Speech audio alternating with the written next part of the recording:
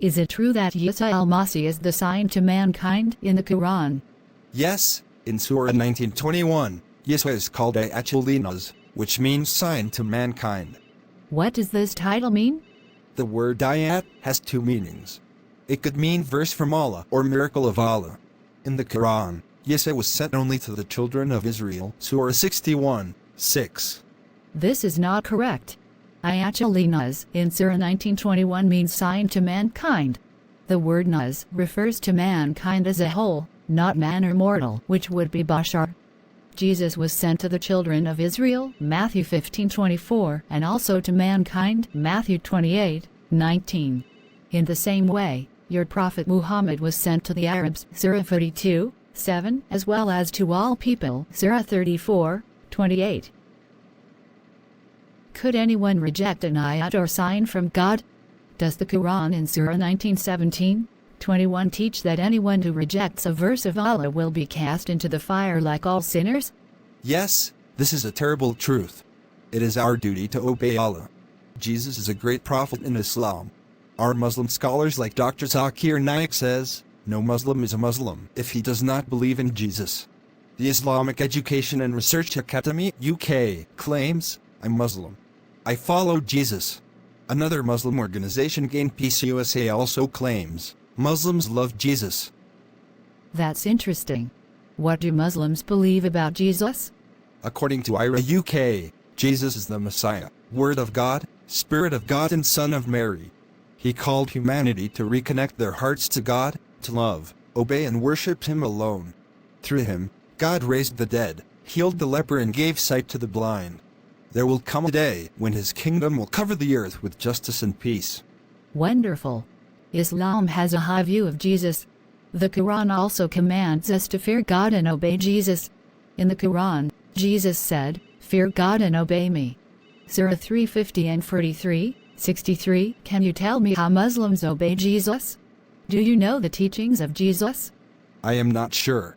Jesus said in Matthew 5:44, "Love your enemies and pray for those who persecute you." He said in Matthew 5:28, "Everyone who looks at a woman with lust for her has already committed adultery with her in his heart." In Matthew 6:6, Jesus said, "When you pray, go into your inner room, close your door, and pray to your Father who is in secret." These are great teachings. If Muslims believe in Jesus, they must also obey Him. However, Muslims obey the Sharia of Muhammad, but not the Sharia of Jesus. We Muslims are required to obey other prophets like Noah, Hud, Salih, Lot and Shu'aib because these prophets also say, "Fear Allah and obey me." Yes, Allah commanded the people to obey their prophets personally. However, all these prophets are dead except Jesus, whom you believe did not die on the cross and is still alive today in heaven. According to Sahih al-Bukhari Volume IV Hadith 661, whenever a prophet dies, another would take over his place. But if Jesus did not die, no one should be allowed to take over him. We people of the Injil are duty-bound to obey Jesus, who is alive in the heaven. But the Quran also says that Muslims must obey Allah and the Rasul. Surah 332 and 459.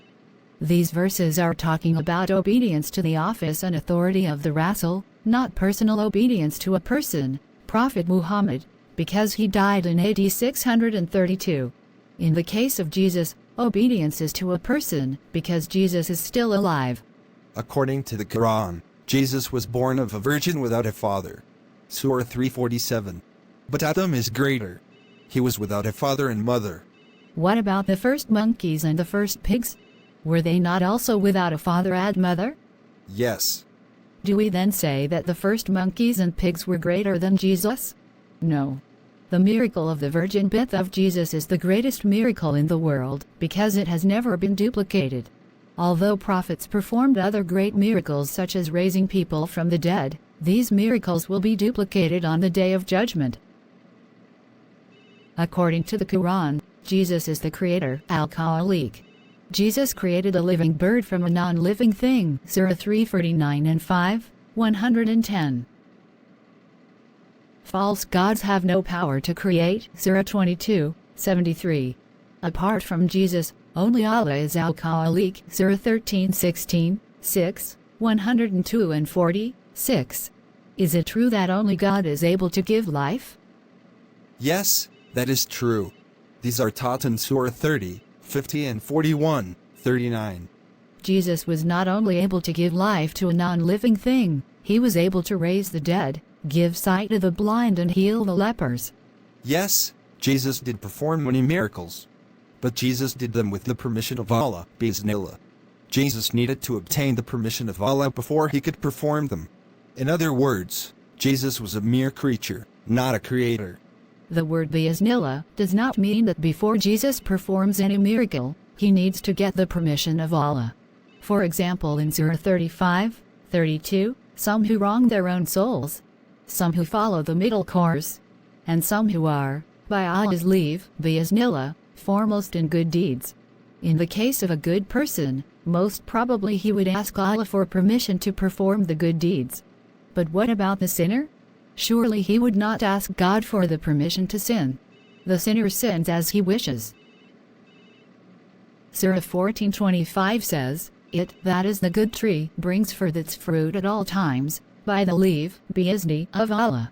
There is no need for a good tree to ask for permission to bear good fruit. This is because a good tree would naturally bear good fruit. I agree.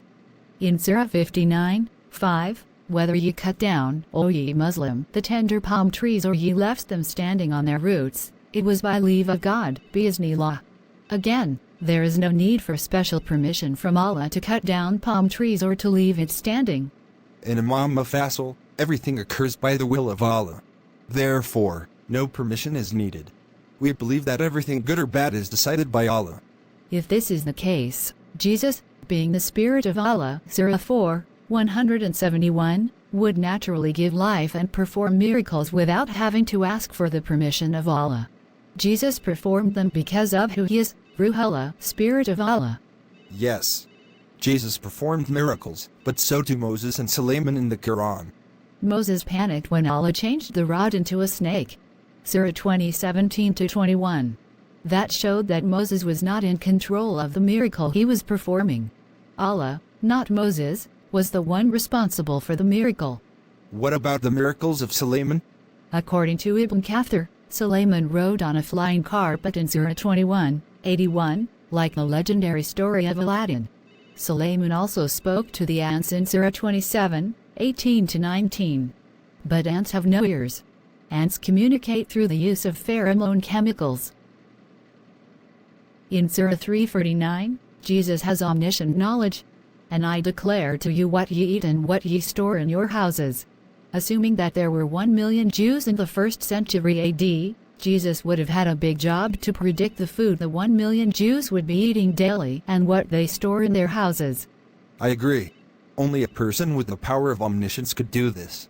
Furthermore, Jesus is Kalimatu, that is his word, Surah 4, 171, Kalimatun minhu, word from him, Surah 3:45, and Kalimatun min Allah, word from Allah, Surah 3:49.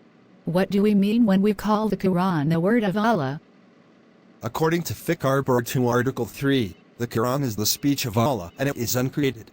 This means that the word was with Allah from the beginning. It is also eternal. Yes.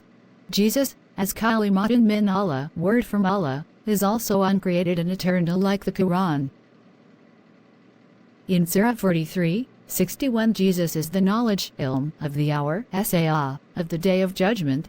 Yusuf Ali and some translators had wrongly translated ilm li sa'at as sign of the hour. Ilm means knowledge, not sign, which is ayat. Apart from Jesus, who has knowledge of the hour? The Quran teaches that only Allah has the knowledge of the hour. For example, Surah 41:47. This makes me think about who Jesus is. He is more than a rasul. According to the Quran, Jesus was sinless. He was a Zaki, pure, sinless, Ghulam, youth, Surah 19:19. Jesus and Mary were protected from Satan, that is protected from sin, Surah 3:36. Furthermore, Jesus is blessed, Mubarak, wheresoever he be, Surah 19:31. I did not know the Quran taught the sinlessness of Jesus. I would like to end with a simple question. Are you ready for the second coming of Jesus? In Surah 350 and 43, 63, we are commanded to fear Allah and obey Jesus. Have you obeyed Jesus personally? Did you obey the Sharia of Jesus?